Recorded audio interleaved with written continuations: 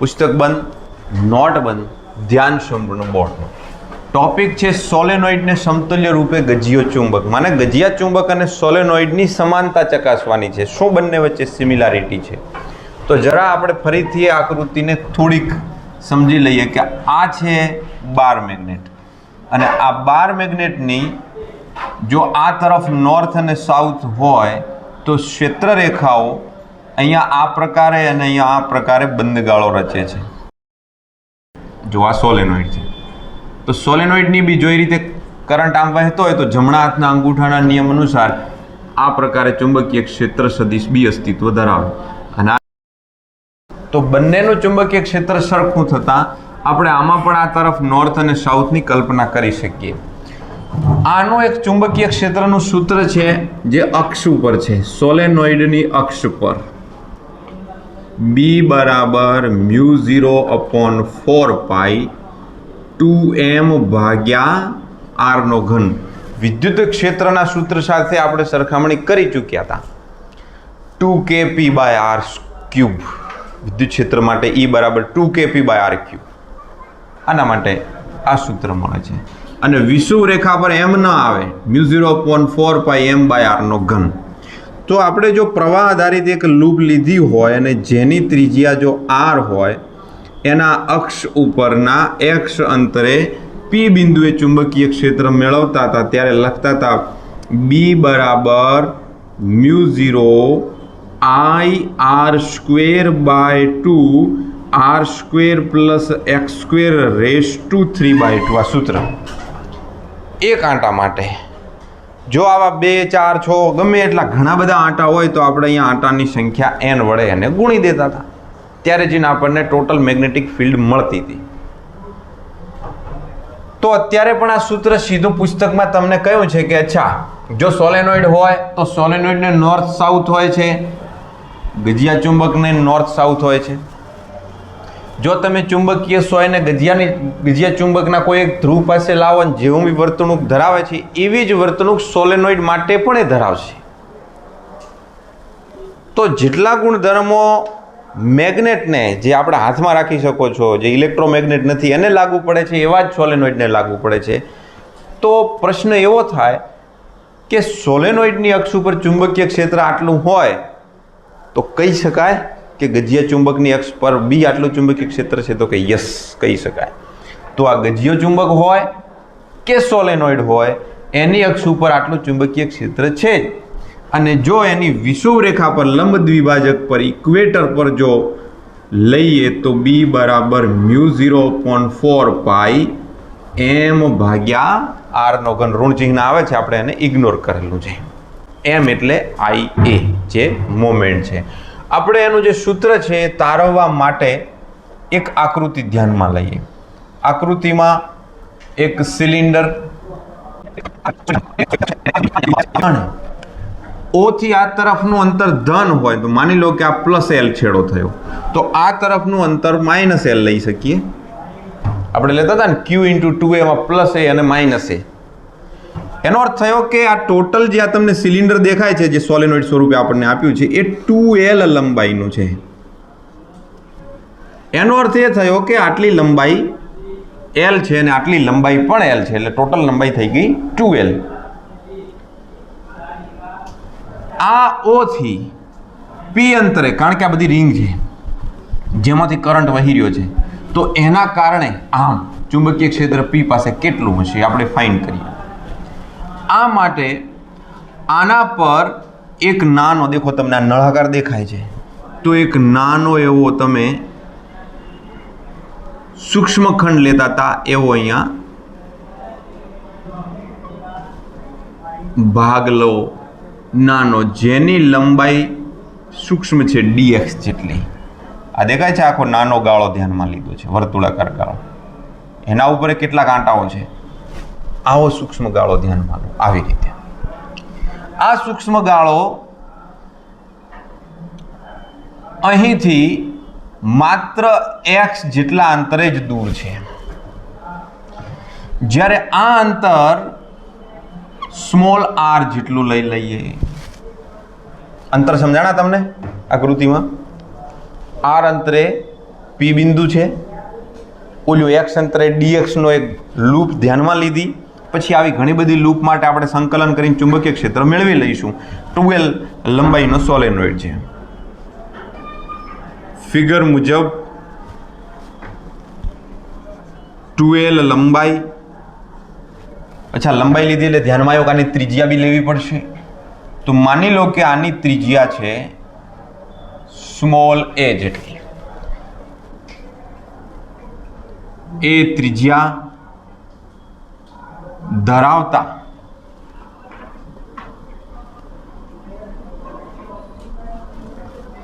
સોલેનોઇડની અક્ષ પરના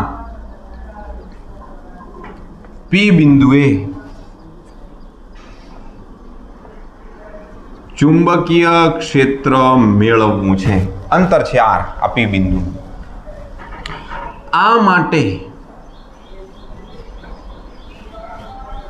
કેન્દ્રથી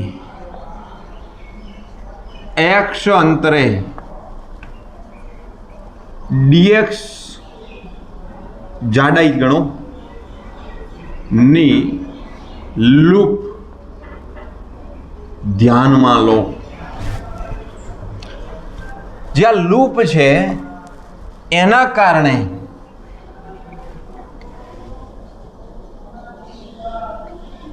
આંટાની સંખ્યા ગણવી છે. પહેલા એના કારણે ચુંબકીય ક્ષેત્રમાં આંટાની સંખ્યા જોઈ છે. આપણા સૂત્રમાં n છે ને, એટલે આ લૂપમાં આંટાની સંખ્યા જરા આમ લખ્યું હોય તમે કે એકમ લંબાઈ દીઠ આંટાની સંખ્યા હોય n, તો dx લંબાઈ દીઠ આપણે સ્મોલ n એકમ લંબાઈ દીઠ સ્મોલ n કહીએ છીએ, મારી ભૂલ થાય.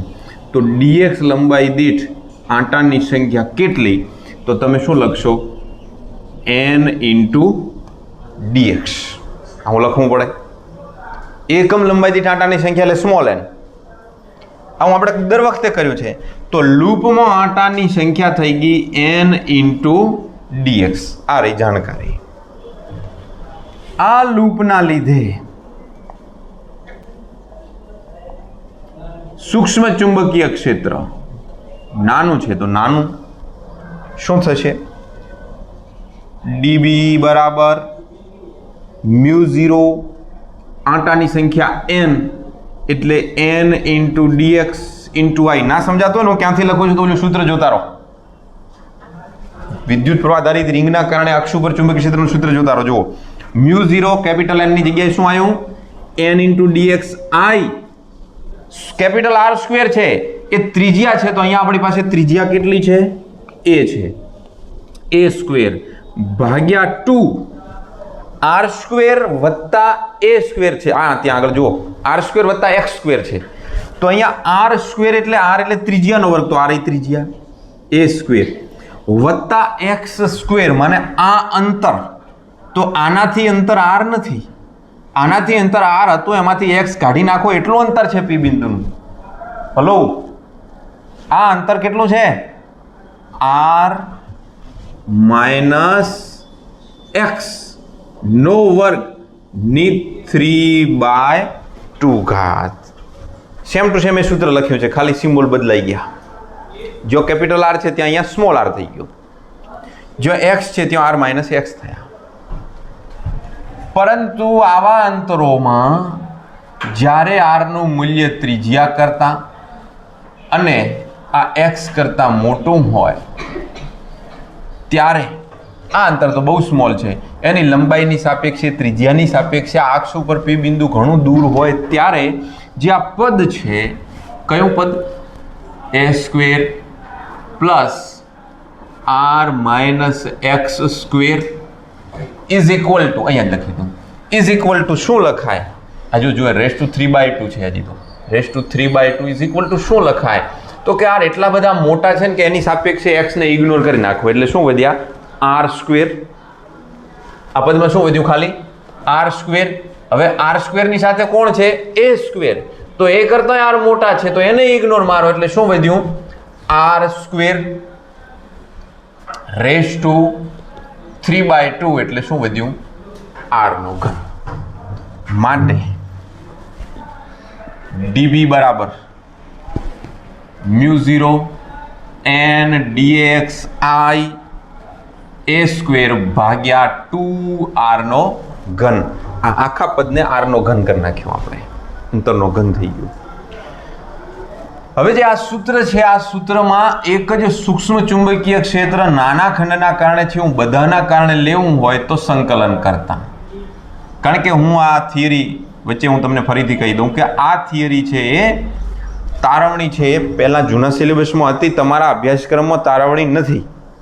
બોર્ડની એક્ઝામમાં આ તારવણી ડિલીટ કરી દેવામાં આવી છે. માત્ર આકૃતિ અને સૂત્ર યાદ રાખવાનું તમને કહેવામાં આવ્યું છે અને એના આધારે દાખલા પણ પૂછાશે. અને એ સૂત્ર તો આગલા ચેપ્ટરમાં આપણે તારવેલું છે. છતાંય આ સોલેનોઇડ માટે આ સૂત્ર કેવી રીતે આવ્યું એ હું તમને એક્સ્ટ્રામાં તારવણી આપી રહ્યો છું. તો સંકલન કરતા, એટલે હું બધું ડિટેલમાં ઘણું નથી લખી રહ્યો, ટૂંકામાં પતાવું છું. સંકલન ક્યાંથી ક્યાં સુધીનું થશે? સંકલન ક્યાંથી ક્યાં સુધીનું થશે જુઓ જરા. સંકલનમાં ડીબી મ્યુ 0 અચળ છે, આંટાની સંખ્યા એકમ લંબાઈ દીઠ અચળ છે, વહેતો પ્રવાહ અચળ છે, એની ત્રિજ્યા અચળ છે, 2r નો ઘન. જે અંતરો ફિક્સ છે એને બહાર રાખ્યા તો સંકલનમાં વધ્યું કોણ? માત્ર ને માત્ર dx. dx માં ક્યાંથી ક્યાં સુધી? તમારે સોલેનોઇડની આ લૂપથી લઈ અને છેક આટલે સુધી, તમે તો અહીંયા લીધો ને ખંડ, આટલેથી લઈને આટલે સુધી આખું સોલેનોઇડ કવર કરવાનું છે. એટલે -l થી લઈને +l સુધીનું સંકલન કરી નાખો. એમ તો કે હા, આ ડીબી નું થઈ ગયું સંકલનમાં B. Mu 0 n I a square. દેખો આપણે અહીંયા I a સ્ક્વેર છે અને a એટલે ત્રિજ્યા છે, તો ત્રિજ્યા સાથે જો પાઈ ગુણાઈ દઈએ અહીંયા પાઈ, તો પાઈ a સ્ક્વેર થાય, જેથી આપણે એને ક્ષેત્રફળ કહી શકીએ. અને ઉપર પાઈ ગુણ્યા છે તો નીચે બી પાઈ વડે ગુણી દઈએ એટલે 2πr નો ઘન. dx નું થઈ ગયું x, એક વખત નીચેની લિમિટ, એક વખત ઉપરની લિમિટ. મ્યુ 0 અપોન 2π, આ પદને અલગ કર્યું, n I pi a square, એટલે એને ક્ષેત્રફળ કહી દો. પાઈ a સ્ક્વેર ને શું કહેવાય? એના આડછેદનું ક્ષેત્રફળ. ભાગાકારમાં r નો ઘન. લિમિટ દેખો, એક વખત ઉપરની લિમિટ એટલે l, માઇનસ નીચેની લિમિટ -l, માઇનસ માઇનસ થઈ ગયા +l, is equal to mu 0 upon 2π n I a ભાગ્યા r નો ઘન into 2l, mu 0 upon 2π n into 2l IA भाग्या r नो घन. ये क्या है? एकम लंबाई दीठ आंटानी संख्या स्मॉल n, तो 2l लंबाई दीठ आंटानी संख्या કેટલી? ફરી અહીંયા લખો જુઓ. એકમ લંબાઈ દીઠ આંટાની સંખ્યા સ્મોલ n, તો તમારી પાસે સોલેનોઇડ કેવડું લાંબુ છે? 2l દીઠ આંટાની સંખ્યા n બરાબર ક્વેશ્ચન માર્ક, તો n બરાબર સ્મોલ n ઇન્ટુ 2l. મને n ઇન્ટુ 2l એટલે કેપિટલ n છે, એટલે આ પદ થઈ ગયું mu 0 upon 2π n I a ભાગ્યા r નો ઘન. અને n I a એનો મતલબ શું થાય? m ભાગ્યા r નો ઘન. આપણે અહીંયા આગળ ને અહીંયા આગળ બે ગુણી દઈએ, કારણ કે અહીંયા 4π જોઈએ આપણા સૂત્રમાં. વિદ્યુત રાશિ સાથે સરખામણી કરતા હતા ત્યારે 1/4π એપ્સિલોન નોટ હતો, તો અહીંયા 4π જોઈએ. એટલે આ પદને અંશ અને છેદમાં 2 વડે ગુણી દેતા b બરાબર મ્યુ 0 અપોન 4π, તો અહીંયા થઈ ગયા 2m ભાગ્યા r નો ઘન. જો સદિશ તો સદિશ. આ છે મેગ્નેટિક મોમેન્ટ, આ છે મેગ્નેટિક ફિલ્ડ. કઈ જગ્યાએ છે? તો કે અક્ષ પર છે. કોના માટે છે? સોલેનોઇડ માટે છે. જો સોલેનોઇડ માટે ન રાખવું હોય અને ગજિયા ચુંબક માટે રાખવું હોય તો પણ રખાય. ઓકે, ગજિયા ચુંબક માટે રાખવું હોય તો રખાય. તો તે રીતે તેની અક્ષ ઉપર કેટલું? તો આપણે અક્ષ ઉપર કહી દીધું. તો હવે વિષુવ રેખા ઉપર લંબ દ્વિભાજક પર, લંબ દ્વિભાજક પર થશે b ઇક્વેટરનો અહીંયા ઈ લખવું, આ એક્સિસનો તમે એ એક્સ લખી શકો છો. બી બરાબર μ0/4πm/r². આ બે સૂત્રો કામના છે, યાદ રાખવાના છે તમારે. તો સાથીઓ, આ જે થિયરી છે એ થિયરીમાં જે તારવણી છે ત્યાં તમારે લખવાનું એક્સ્ટ્રા. બરાબર? આકૃતિ અને સૂત્ર તમારા સિલેબસમાં જે બોર્ડની પરીક્ષામાં યુઝફુલ રહેશે. બાકી આ તારવણી ક્યાંય તમારે લખવાની અને પ્રશ્ન તરીકે નહીં આવે. થિયરી ઉપયોગી આપણા માટે. બોલજો નહીં તો જાય છે. બાચી ક્લાસરૂમની લેંગ્વેજ છે ને એ શુદ્ધ હોવી જોઈએ, બાકી હોય દેશી મોણો.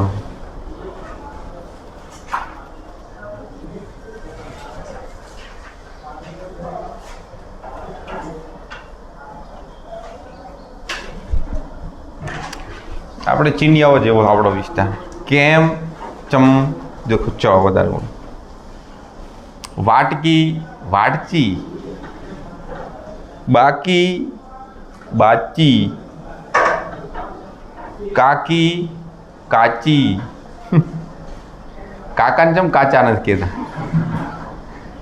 એમને ચાચા કે પણ હિન્દી વાળા કે બે વખતે ચલ આવી દીધું. બીજો પ્રશ્ન છે, નિયમિત ચુંબકીય ક્ષેત્રમાં ચુંબકીય સોયના ટોર્કના સૂત્ર પરથી સ્થિતિ ઉર્જાનું સૂત્ર તારવવાનું છે. એટલે ચુંબકીય સોયને આપણે ડાયપોલ મોમેન્ટ ગણી શકીએ. કેવી રીતે ગણી શકીએ? માની લો કે એક આ ચુંબકીય સોય છે, મેગ્નેટિક સોય, અને આ ચુંબકીય સોયનો એક છેડો નોર્થ છે અને એવો ને એવો સામે પક્ષે બીજો છેડો છે એ સાઉથ છે. તો આ ચુંબકીય સોય નોર્થ અને સાઉથ પોલ ધરાવતી હોવાથી એને તમે ડાયપોલ કહી શકો છો. બે પોલ, બે ધ્રુવો વાળી. તો આ ડાયપોલ થઈ ગઈ.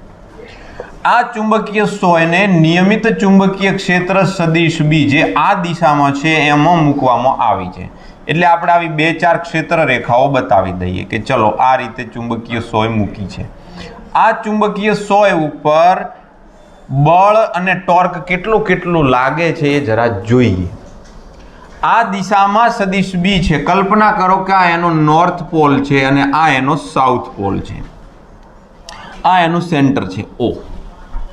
હવે આ એની જો અક્ષ હોય કાલ્પનિક રીતે, તો આ એની અક્ષ સાથે ચુંબકીય ક્ષેત્ર થીટા જેટલા ખૂણે છે હાલ.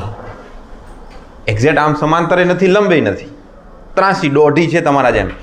એ સોય ના બંને ધ્રુવો પર, જેમ કે આ ધ્રુવ ઉપર એક બળ લાગશે F.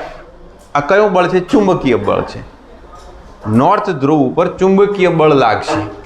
હવે ચુંબકીય ક્ષેત્રમાં કોઈ મેગ્નેટિક નીડલ ઉપર ફોર્સ લાગે છે, એટલો ને એટલો ફોર્સ આના ઉપર બી લાગશે. પણ એક ફોર્સ લાગશે એની ઓપોઝિટમાં બીજું ફોર્સ લાગવાનું, કારણ કે બંને નોર્થ અને સાઉથ પોલ તો સરખા અંતરે અને નિયમિત ચુંબકીય ક્ષેત્ર હોવાથી બંને ઉપર બંને છેડે જે બળ લાગે છે એ બળ યાદ છે તમને? વિદ્યુત બળનું સૂત્ર F બરાબર QE.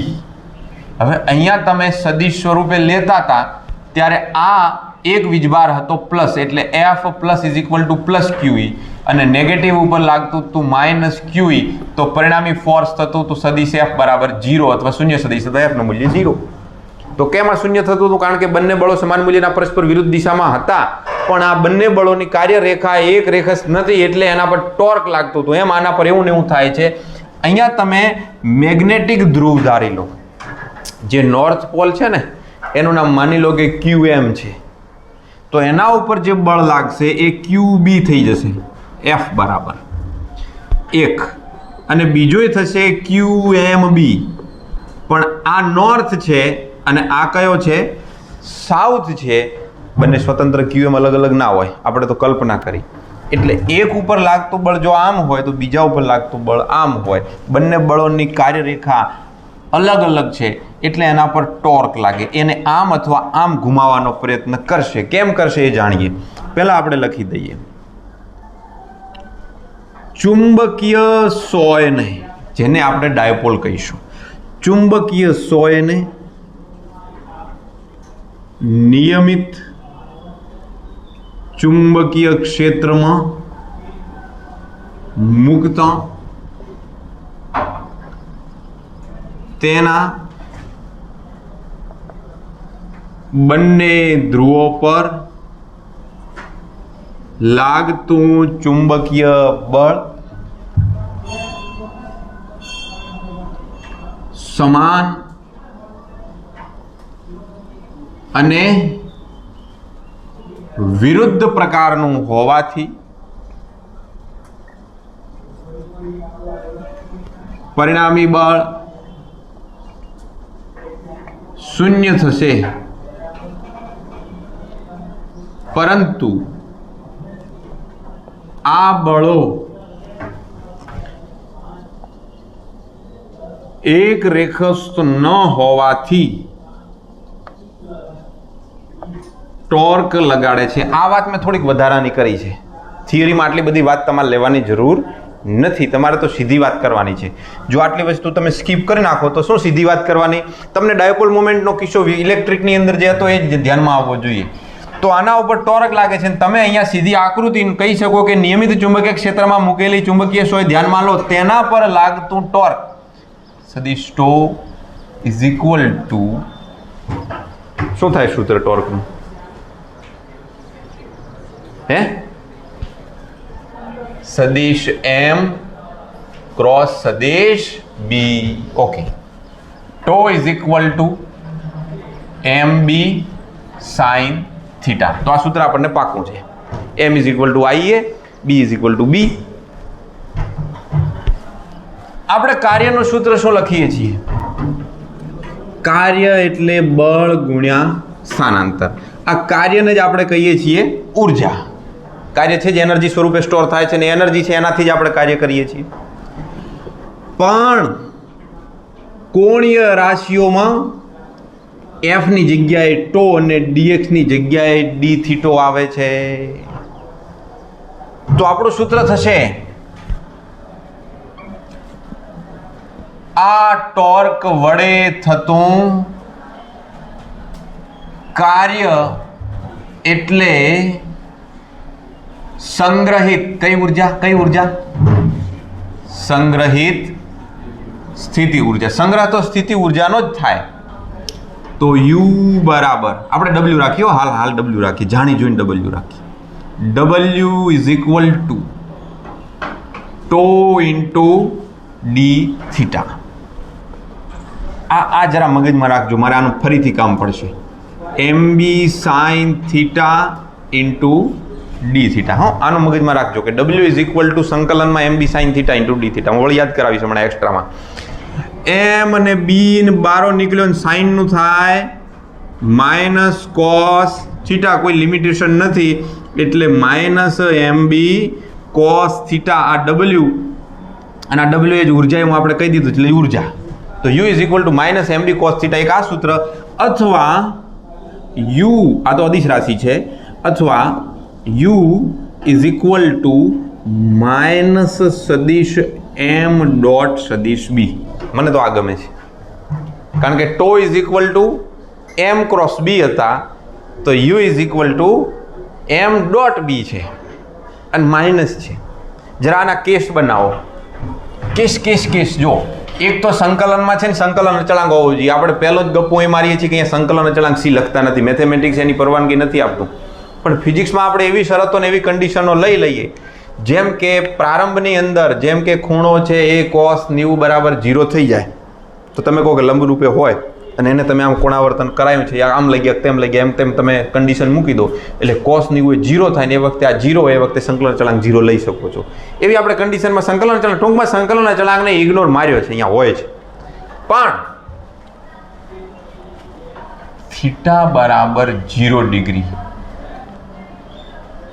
એટલે જે 100 છે એ ચુંબકીય ક્ષેત્રને કેવી હોય? સમાંતર હોય ત્યારે યુ બરાબર માઇનસ એમ બી કોસ 0. તો જવાબ શું આવ્યો? માઇનસ એમ બી આવ્યો. આ માઇનસ એમ બી સાંભળજો, જે શું છે ન્યૂનતમ ઉર્જા આને કહેવાય મહત્તમ સ્થાયી સ્થિતિ. ચુંબકીય સોયની મહત્તમ સ્થાયી સ્થિતિ એટલે કયો ખૂણો? 0 ડિગ્રી. ઓછામાં ઓછી એનર્જી એની આમ થઈ જશે જ્યારે ત્યારે આ સોય છે એ સોય ચુંબકીય ક્ષેત્રમાં આમ થઈ જશે ત્યારે એ પરિસ્થિતિ માટેની. બીજું લઈ લે ખૂણો થીટા બરાબર 180 ડિગ્રી એટલે સમાંતરની જગ્યાએ શું થઈ ગઈ? આ પ્રતિ સમાંતર માટે u is equal to -mb cos 180 અને cos 180 એટલે -1 તો જવાબ થયો -mb ના બદલે +mb. તો આ થઈ ગઈ મહત્તમ ઉર્જા એટલે કે મહત્તમ અસ્થાયી અવસ્થા. સ્થાયી હતી એવી કેવી? અસ્થાયી સ્થિતિમાં છે હાલ. એને ત્યાં નથી રહેવું એવી રીતે, એને તો ફરીને પાછું આમ થઈ જવું છે. જરા જુઓ, આ ચુંબકીય ક્ષેત્ર રેખાઓ આમ છે. એનો અર્થ એ થયો કે અહીંયા ક્યાંક નોર્થ પોલ હશે ને અહીંયા ક્યાંક સાઉથ પોલ હશે. હું વિદ્યુત ક્ષેત્રમાં વારંવાર કહેતો કે જ્યારે વિદ્યુત ક્ષેત્ર આમ છે ત્યારે ગણી લેવાનું કે આ બાજુ ક્યાંક ધનભારો છે ને આ બાજુ ક્યાંક ઋણભારો છે. એમ આ બાજુ ક્યાંક નોર્થ છે ત્યાંથી ક્ષેત્ર રેખાઓ નીકળીને પેલા સાઉથ તરફ જઈ રહી છે. હવે આ વાળો શું છે? એન. તો આ થોડી આમ જશે. આ કોના તરફ આકર્ષાવાનો? આના તરફ આકર્ષાવાનો. અને ઓલ્યો એન તરફ આકર્ષાવાનો. એ તો એસે રોટેશન હોગા ના, આમ થઈ જશે. તમે એને પરાણે આમ લઈ જાઓ ત્યારે એનામાં સ્થિત આ તમે કાર્ય કર્યું. કાર્ય શું કર્યું? તમે એને આમ ગોઠવવાનું એટલે થીટા ખૂણે તમે ગોઠવાયેલા કાર્ય થયું. એટલે તો કેવું મળ્યું? ઋણ. એમાં સ્ટોર થઈ.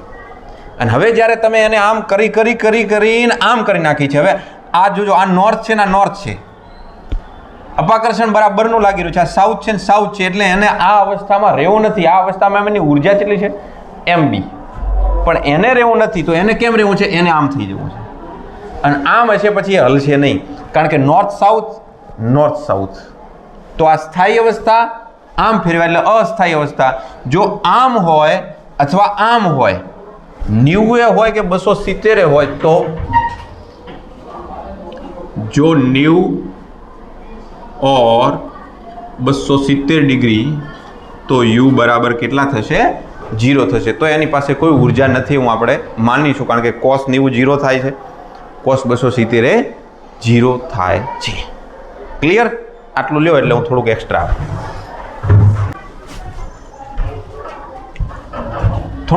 જોઈ લો કે અહીંયા આગળથી આપણે આ સૂત્ર સુધી પહોંચ્યા. W is equal to tau into d theta. પણ આ જે સોય છે, આ સોયને તમે નિયમિત ચુંબકીય ક્ષેત્રમાં હાલ થીટા ખૂણે રાખેલી છે. બરાબર છે, ચલો થીટા ખૂણે રાખેલી આ રીતે થીટા ખૂણે રાખેલી ચુંબકીય ક્ષેત્ર. બરાબર. પણ એને તમે જે કોણાવર્તન કરાવવા માંગો છો એ હાલ કોઈ θ1 ખૂણો છે ને ત્યાંથી તમે કોઈ θ2 ખૂણે લઈ જવા માંગતા હો ત્યારે તમારે લિમિટ મૂકવી પડે. એટલે આનો આ સૂત્ર લિમિટ વાળો થોડુંક અલગ બનશે. સૂત્રમાં mb sin θ into d theta θ1 થી θ2 m અને b 12 સાઇનનું થઈ ગયું માઇનસ કોસ θ1 થી θ2 ઇઝ ઇક્વલ ટુ mb ઉપરની લિમિટ મૂકો તો માઇનસ કોસ θ2, નીચેની લિમિટ મૂકો એટલે માઇનસ માઇનસ પ્લસ કોસ θ1.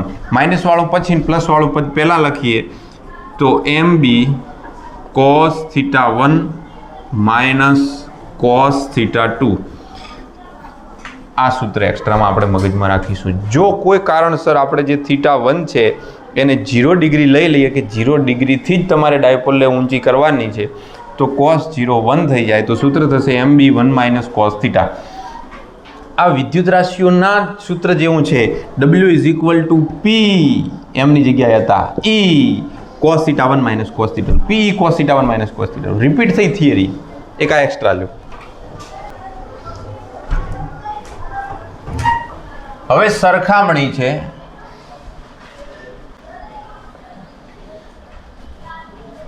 સ્થિત વિદ્યુત સાથે ચુંબકીય ક્ષેત્રના બધા જે ઘટકો છે એની સરખામણી. આમ આને થિયરી નહીં બનાવીએ, જે કોષ્ટક છે એ રીતે જોઈશું કે જો આપણને આ વિદ્યુત રાશિ લઈ લઈએ અને અહીંયા લઈ લઈએ ચુંબકીય રાશિઓ, એક જેવું લાગશે. જેનું સ્થાન લે છે એક સૂત્રમાં બીજા સૂત્રમાં એ વાળું જેનું સ્થાન લે છે, ગમે એમ રેન્ડમલી નથી બનતું. વિદ્યુત રાશિ અને ચુંબકીય રાશિઓમાં પહેલા વિદ્યુત રાશિમાં જો તમે લખતા હો એપ્સિલોન નોટ પરમિટિવિટી, તો ચુંબકીય રાશિઓમાં એની જગ્યાએ તમારે લખવું પડે 1/μ0, અથવા એનાથી ઉલટું સમજી લો કે જો μ0 હોય તો 1/E0 લખવું પડે, એપ્સિલોન નોટ લખવું પડે. આ છે શૂન્યાવકાશની પરમિએબિલિટી, આ છે શૂન્યાવકાશની પરમિટિવિટી. આ લીટો નથી રાખવો. બીજી રાશિઓની આપણે સરખામણી કરીએ મોમેન્ટની. મોમેન્ટ સદિશ P બરાબર Q ઇન્ટુ 2A, આવું આપણે લખીએ છીએ. Q સદિશ ના આવે, જો ખોટું લખું, Q ઇન્ટુ 2A. તો અહીંયા આગળ એવું કાંઈ નથી. અહીંયા આગળ આવું કોઈ સૂત્ર નથી કે જેમાં તમે સદિશ m બરાબર Qની જગ્યાએ કોઈ લખી શકો અને 2Aની જગ્યાએ કોઈ લખી શકો. તો હવે અહીંયા આગળ તો સૂત્ર છે m is equal two IA. m is equal two IA છે, એક ક્ષેત્રફળ છે, અહીંયા 2A બંને વચ્ચેનું અંતર છે. પણ આપણે એક બીજી એક્સ્ટ્રા વાત આવી કલ્પના કરેલી કે Qની જગ્યાએ કોઈ મેગ્નેટિક ધ્રુવ હોય અને 2Aની જગ્યાએ બે ધ્રુવો વચ્ચેનું અંતર 2L હોય તો એવું ગણી શકાય કે ગણી શકાય? ગજિયા ચુંબકમાં નોર્થ અને સાઉથ વચ્ચેનું અંતર 2L લઈ લો, એના સેન્ટરથી આ તરફ +L, આ તરફ -L, તો 2L લંબાઈનું ગજિયું ચુંબક છે તો એનો કોઈ એક ધ્રુવ છે QM છે, એની વચ્ચેનું અંતર છે 2L છે, તો આવું ગણી શકાય. અહીંયાથી હાલનું ઉલટું, તો કરંટની જગ્યાએ તો અહીંયા કરંટ રહે, એની જગ્યાએ રહે, તો અહીંયા શું કરવું? આપણે કશું નહીં, જ્યાં એમ હોય ત્યાં તમારે P મૂકવાના. આ તો એના મેં મૂળ સૂત્ર બતાવ્યા છે. બીજી અન્ય ભૌતિક રાશિઓ જરા જુઓ. જ્યાં તમને સદિશ E દેખાય ત્યાં તમારે શું મૂકવાનું? સદિશ B મૂકવાના. જ્યાં તમને M દેખાય ત્યાં P અથવા P દેખાય ત્યાં M મૂકવાના. હવે આના આધારે એના ચુંબકીય ક્ષેત્રના સૂત્ર લખીએ, વિદ્યુત ક્ષેત્રના સૂત્ર લખીએ. તો સદિશ E આ કઈ જગ્યાએ? અક્ષ ઉપર. E બરાબર 1/4πε0. કીડી બેન નીકળ્યા, દેખાય? કીડી બોર્ડ ઉપર ફરવા નીકળે છે. આ તો ઉડતી કીડી.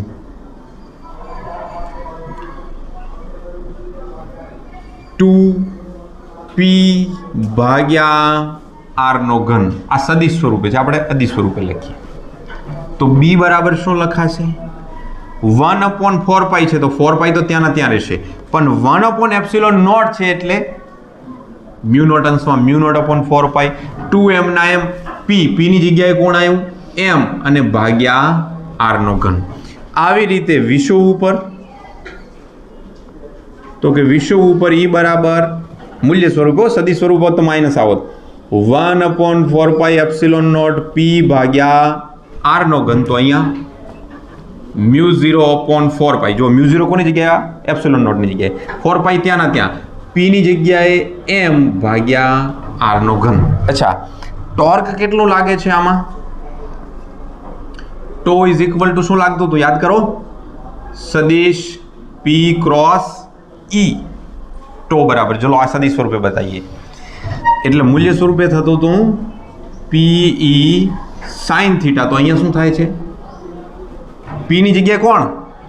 હજુ P ની જગ્યાએ M અને E ની જગ્યાએ B, તો M ક્રોસ B મૂલ્ય સ્વરૂપે MB sin θ. અને હમણાં આપણે શોધી ઉર્જા કાર્ય.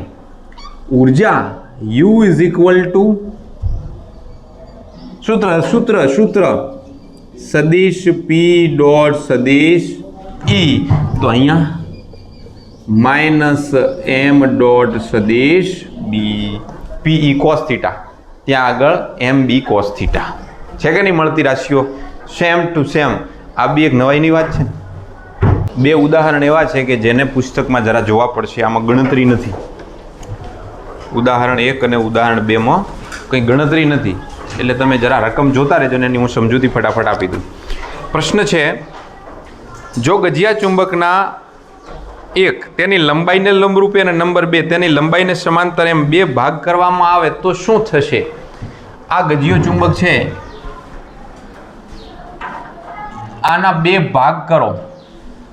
એક આવી રીતે ટુકડા કરો, એવી રીતે ટુકડા કરો. માની લો કે આ નોર્થ છે ને સાઉથ છે, તો એક ટુકડો આ નાનો થઈ ગયો અને બીજો ટુકડો આ તરફ એવો નાનો એવો મળશે. તો એના આ રીતે 2 ટુકડા કરો, અથવા એના આવી રીતે 2 ટુકડા કરો આમ, તો એ ગજિયા ચુંબકનો એક ટુકડો આવો થશે. આ થોડી બોર્ડર એવી બતાવું, ખબર પડે કે આ ટુકડા કર્યા આવી રીતે. તો જુઓ 2 ટુકડા થઈ ગયા. કાં તો આમ ઊભો ચીરો કાં તો આડો, આવી રીતે મેગ્નેટને કરો તો શું થશે? તો કે 2 નવા ચુંબક બનશે. પહેલાં આ એક હતું, આ 2 નવા બન્યા. પણ નવા બને ને એમની તીવ્રતા વિદ્યુત ક્ષેત્રની ઘટી ગઈ હોય. કેમ ઘટી ગઈ? એક્સ્ટ્રામાં આપણે શીખીશું ને એના કેટલાક MCQ બી ગણીશું. શું ઘટે છે, શું નથી ઘટતું, એના ધ્રુવમાન પર શું અસર પડે છે, એમ પર શું અસર પડે છે, આપણે જોઈશું. તો પહેલાનો જવાબ શું થાય છે? 2 ચુંબક બની જશે. પ્રત્યેક ટુકડો ચુંબક તરીકે વર્તે છે. બીજો પ્રશ્ન જુઓ, નિયમિત ચુંબકીય ક્ષેત્રમાં રહેલી ચુંબકીય સોય ટોર્ક અનુભવે છે. હમણાં જોયું ને? પરંતુ પરિણામી બળ અનુભવતી નથી. પણ જો તમે ચુંબક પાસે લોખંડની ખીલી મૂકો તો તે ટોર્ક ઉપરાંત આકર્ષી બળ પણ અનુભવે છે. શા માટે? ભાઈ લોખંડની ખીલીને આની પાસે તમે જો મૂકી હોય, એના લોખંડની ખીલી, અને તમે નિયમિત ચુંબકીય ક્ષેત્રમાં મૂકેલી આકૃતિ કેટલી વાર એની દોરવાની હોય? નિયમિત ચુંબકીય ક્ષેત્રમાં મૂકેલી સોય, આ બંનેમાં ફેર છે. ચુંબકીય સોય નિયમિત ચુંબકીય ક્ષેત્રમાં છે અને લોખંડની ખીલી નિયમિત ચુંબકીય ક્ષેત્રમાં નથી. એ તો ચુંબકના કોઈ એક છેડા પાસે છે, અને ચુંબકના છેડા પાસે તો અહીંયા ક્ષેત્ર રેખાઓ વધારેથી ઓછા તરફ, એટલે અનિયમિત ચુંબકીય ક્ષેત્રમાં છે. અનિયમિત ચુંબકીય ક્ષેત્રમાં રહેલી ખીલી ઉપર ટોર્કે લાગે અને બળે લાગે, કારણ કે બંને ધ્રુવો ઉપર સરખું ફોર્સ નહીં હોય, એટલે એમાં મોમેન્ટ પ્રેરિત થાય છે ને એના પર ટોર્ક લાગે છે. આમાં શું થશે? બળ લાગતું હોય છે પણ પરિણામી બળ શૂન્ય થઈ જાય છે. કેમ થાય છે આપણે થિયરીમાં સમજી લીધું. તો સીધો જવાબ છે સોય છે એ નિયમિતમાં હોવાથી એના પર બળ નથી લાગતું, મને પરિણામી બળ શૂન્ય થાય છે, અને ખીલી અનિયમિત ચુંબકીય ક્ષેત્રમાં છે એના પર લાગશે. પછી પ્રશ્ન સી, શું દરેક ચુંબકીય સંરચનાને ઉત્તર અને દક્ષિણ ધ્રુવ હોય એવું જરૂરી ખરું? તો આવું જરૂરી નથી. કોના માટે? દાખલા તરીકે ટોરોઇડ માટે તમે શું કહેશો? હવે ટોરોઇડ એટલે તો હવા ભરેલા ટાયરની ટ્યુબ જેવું હતું, અને એમાં આવી રીતે આંટા પસાર આપણે કર્યા હતા. હવે આવી રીતે જો કરંટ પસાર થતો હોય તો આ કરંટના કારણે ચુંબકીય ક્ષેત્ર તો અક્ષીય હતું અહીંયા આગળ. એને નોર્થ સાઉથ કેમ કહેવાય? એના માટે કહેવાય ખરા, પણ કેવી રીતે કહેવાય એની ચર્ચા આપણે નેક્સ્ટ ચેપ્ટરમાં થોડીક ચિંતા કરીશું. પછી અનંત લંબાઈનો તાર, ખૂબ લાંબો તાર છે. આનો કેસ પણ આપણે જોયો કે તારની આસપાસ તમે એક સર્કલ કલ્પો તો આમાંથી જો આ દિશામાં કરંટ વહેતો હોય તો આ રીતે આંગળીઓ રાખતા અહીંયા ચુંબકીય ક્ષેત્ર આમ આમ આમ બધે સ્પર્શકની દિશામાં, તો આ કિસ્સામાં બી આપણે કઈ રીતે નોર્થ ને સાઉથ કહેવા? તો અમુક કેસ એવા હોય છે જેમાં મેગ્નેટિક ફિલ્ડ હોવા છતાં એને નોર્થ સાઉથ આપણે નથી કહી શકતા, એટલે જરૂરી નથી કે નોર્થ સાઉથ હોય. પછી પ્રશ્ન છે, 2 સરખા દેખાતા લોખંડના ટુકડા A અને B આપેલા છે. આ રસપ્રદ પ્રશ્ન છે. કોઈ એક ચોક્કસપણે ચુંબકિત કરેલો હોવાનું જ્ઞાત છે, પણ આપણને ખબર નથી કે કયો. બંને ચુંબકિત કરેલા છે કે નહીં તે તમે કેવી રીતે નક્કી કરશો? જો એક જ ચુંબકિત કરેલ હોય તો કેવી રીતે કહેશો? અને એમાં એક કયો છે? તમારે આ 2 ચોસલાઓ A અને B સિવાય ત્રીજા કોઈનો ઉપયોગ કરવાનો નથી. પ્રશ્ન સમજવા જેવો છે. તમારી પાસે 2 લોખંડના ટુકડા છે, આનું નામ છે A, બીજો ટુકડો છે એનું નામ છે B. આ બંનેમાંથી એક તો મેગ્નેટ છે જ છે, ફાઇનલ, એક ચુંબક છે, બીજો છે કે નહીં અમે નથી કહેતા. તમારે કહેવાનું છે કે આ બે ચુંબકો છે કે એક ચુંબક છે ને એક લોખંડનો ટુકડો છે, અને છે તો કયો ચુંબક છે, એ છે કે બી છે. તમારે કોઈ બીજી વસ્તુનો ઉપયોગ કરવાનો નથી. શ્લોક ટેકો લીધા વગર બેઠો છે, આરામમાં બેઠો એમ, અને પછી બેઠા બેઠા એને ઘેન ચડે. એ અને બી, પ્રશ્ન સમજાણો કે હજી બોલું વારંવાર. એ અને બી મારા હાથમાં બે લોખંડના ટુકડા છે. હવે આમાંથી એક ચુંબક છે અને એક લોખંડનો ટુકડો છે, તમે ચોંટાડશો તો ચોંટવાના. એક તો ફાઇનલ ચુંબક છે, જો બંને ચુંબક છે તોય ચોંટવાના. સમજ્યા કે નહીં? તો તમને પ્રશ્ન શું કર્યો છે કે આમાંથી એક ચુંબક છે કે બે ચુંબક છે. તમે કહો બે ચુંબક છે તો વાત પૂરી. તમે કહો એક ચુંબક છે, તમે સમજ્યા, તો કયો ચુંબક છે? આપણે બે જવાબ આપવા પડશે. જો આ બંને ચુંબક હોય, આ બંને ચુંબક હોય તો બંનેને નોર્થ સાઉથ હોવાના. અને જો બંનેને નોર્થ સાઉથ હોય, એમાં માની લો કે આનો આ નોર્થ છે ને આનો આ સાઉથ છે ને આનો આ નોર્થ છે ને આનો આ સાઉથ છે. હવે તમે આ પકડી અને જ્યારે આ બંને ચુંબક છે ત્યારે આમ નજીક લાવો અને જો અપાકર્ષણ અનુભવાય, સમજી લેવાનું બે ચુંબક છે, એ અને બી. હવે એમાં તો કહેવાનું રહ્યું નહીં કયો ચુંબક છે, એ અને બી બંને ચુંબક છે. કારણ કે નોર્થ અને સાઉથ નજીક આવી ગયા છે તો આકર્ષણ ચોંટી જશે. ત્યારે આપણને ડાઉટ રહે કદાચ લોખંડ હોય ચોંટી જાય. લોખંડ તો ચુંબકને ગમે ત્યાં ચોંટવાનું. પણ જ્યારે આમ છેડો બદલી અને પછી વળી ઓલા નજીક લઈ જાવ એટલે ખબર પડી કે અચ્છા આ વાળો અમારો સાઉથ હતો એ આના નોર્થને આકર્ષ્યો હતો, પણ હવે મેં આને દિશા બદલી દીધી ને હવે નજીક લઈ જાઉં છું તો અપાકર્ષણ થાય છે. ઇટ મીન્સ કે બંને ચુંબકો છે. તો પહેલો જવાબ સમજ્યા તમે? બંનેના છેડા વારા ફરતી ટચ કરાવતા જો અપાકર્ષણ અનુભવાય તો સમજી લેવાનું કે બંને ચુંબક છે. પણ એક ચુંબક ન હોય, ખાલી લોખંડનો ટુકડો હોય અને એક ચુંબક હોય, તો મારી આંગળી છે એ લોખંડનો ટુકડો છે અને આ ચુંબક છે, તો હું આ લોખંડના ટુકડાને અહીંયા લઈ જાઉં તોય ચોંટવાનો, અહીંયા લઈ જાઉં તોય ચોંટવાનો. અચ્છા આ લોખંડનો ટુકડો છે અને હું ચુંબકને અહીંયા લઈ ગયો તો ચુંબક તો અહીંયા ચોંટવાનું ને અહીંયા ચોંટવાનું. હવે ખબર સી રીત પડે કે આમાંથી ચુંબક કયું છે? તો મેં પ્રવૃત્તિ બતાવી હતી પેલી પીનો વાળી. હિતેશ જે પીનો લઈને આવ્યો એ પીનોમાં આપણે શું કર્યું હતું? ચુંબકને લપેટ્યું હતું. લોખંડની ખીલીઓ એક જગ્યા એવી હતી જ્યાં નથી ચોંટતી. કઈ જગ્યાએ? મધ્યમાં. જે ચુંબક છે એની મધ્યમાં લોખંડ ચોંટતું નથી. તો તમારે આ એ અને બી એમાંથી માની લો કે કયો ટુકડો ચુંબક છે અને કયો ટુકડો ચુંબક નથી, આપણને માહિતી નથી. આપણે પહેલાં બીને પકડ્યું, બીને પકડીને એની નજીક લઈ ગયા.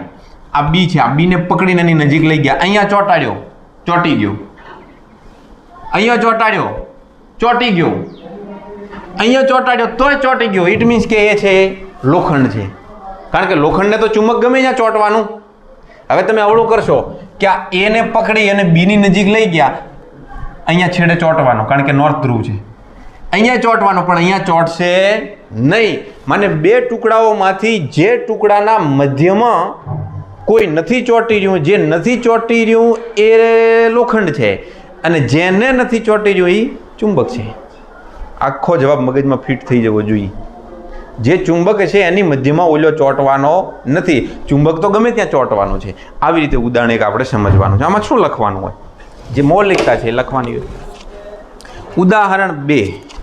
ઉદાહરણ 2 ની રકમમાં તમને એક જે આકૃતિ આપી છે, આ આકૃતિ હું જરા બેઠે બેઠી દોરી નાખું. આકૃતિમાં O બિંદુએ મૂકેલી એક નાની ચુંબકીય સોય P દર્શાવી છે. તીરની નિશાની તેની ચુંબકીય મોમેન્ટની દિશા દર્શાવે છે. બીજા તીર તેના જેવી જ બીજી ચુંબકીય સોય Qના જુદા જુદા સ્થાન દર્શાવે છે. એટલે બે ચુંબકીય સોય છે ટૂંકમાં. એક છે તમારી પાસે ચુંબકીય સોય P અને બીજી છે Q.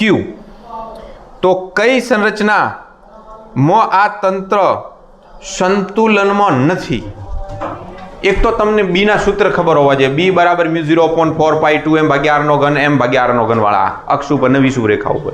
એમાં કઈ સંરચનામાં સંતુલનમાં નથી? પહેલા દેખો, એક ચુંબકીય સોય આમ છે, મને અહીંયાથી ક્ષેત્ર રેખાઓ આની નીકળી અને ચુંબકીય ક્ષેત્ર આનું આવી રીતે ગયું તો અહીંયા સદિશ B આ દિશામાં છે અને આમથી અહીંયા ક્ષેત્ર આ દિશામાં છે થી આમ. એટલે હું આ લીટું નથી દોરતો, તમે સમજી જાઓ.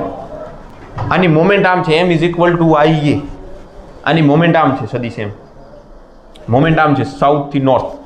મોમેન્ટ આમ છે થી આમ, તો દેખો આ જે બીજી સોય છે એ તો એની પ્રતિ સમાંતર થઈ ને, તો કંઈક તો ઉર્જા છે, કંઈક તો ક્ષેત્ર છે, કંઈક તો સંરચના છે.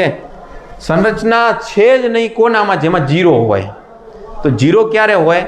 90 ડિગ્રી. આપણે કેસમાં જોયું કે થીટા બરાબર 0 હોય કે થીટા બરાબર 180 હોય ત્યારે નહીં, થીટા બરાબર કેટલા હોય? 90 ડિગ્રી હોય. તો કઈ બે સ્થિતિઓ છે? Q1 અને Q2. એટલે PQ1 અને PQ2 જ્યાં આગળ ખૂણો કેટલો બની જાય છે? લંબ છે, 90 ડિગ્રી છે. તો પહેલા કેસનો જવાબ છે કે કઈ સંરચના છે એ સંતુલનમાં નથી. તો પહેલી સંરચના છે એનું નામ છે PQ1 અને બીજી છે એ છે PQ2. ઓકે.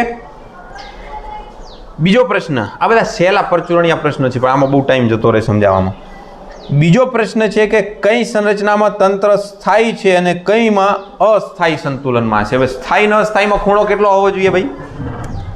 હે,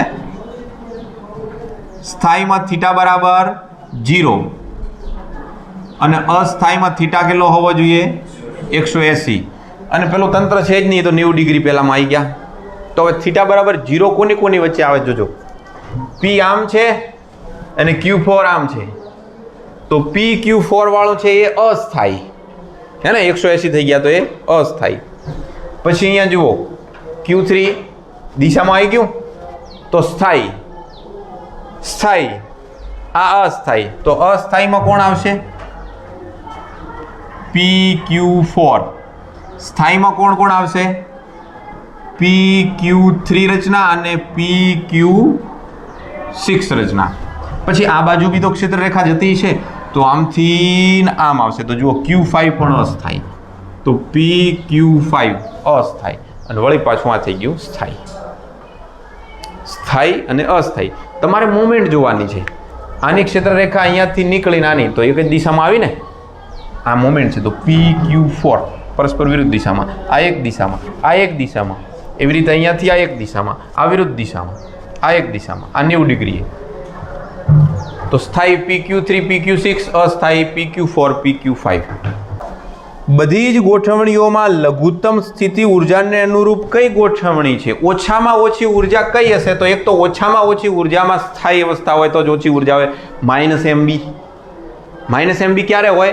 થીટા બરાબર 0 ડિગ્રી માટે. તો આ બંનેમાંથી જ કોઈ છે કે જે ઓછામાં ઓછી ઉર્જા ધરાવે છે. તો ઓછામાં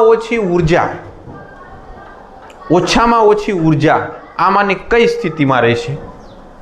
અહીંયાથી ચાલ્યા થી લઈને અહીંયા Q6 ઉપર B બરાબર μ0/4π 2m ભાગ્યા r નો ઘન, μ0/4π m ભાગ્યા r નો ઘન. આ બે સૂત્રો છે આપણી પાસે ચુંબકીય ક્ષેત્રના. અને ઉર્જાના સૂત્ર છે U = -m.b. એમાં સ્થાયી અવસ્થા બતાવી છે એટલે -mb cos 0 એટલે જવાબ આવશે -mb. તમને શું લાગે છે કઈ અવસ્થા હોઈ શકે? નજીકમાંની અવસ્થા જેની એક રેખસ છે Q6. PQ6 એ લઘુત્તમ ઉર્જાને અનુરૂપ છે.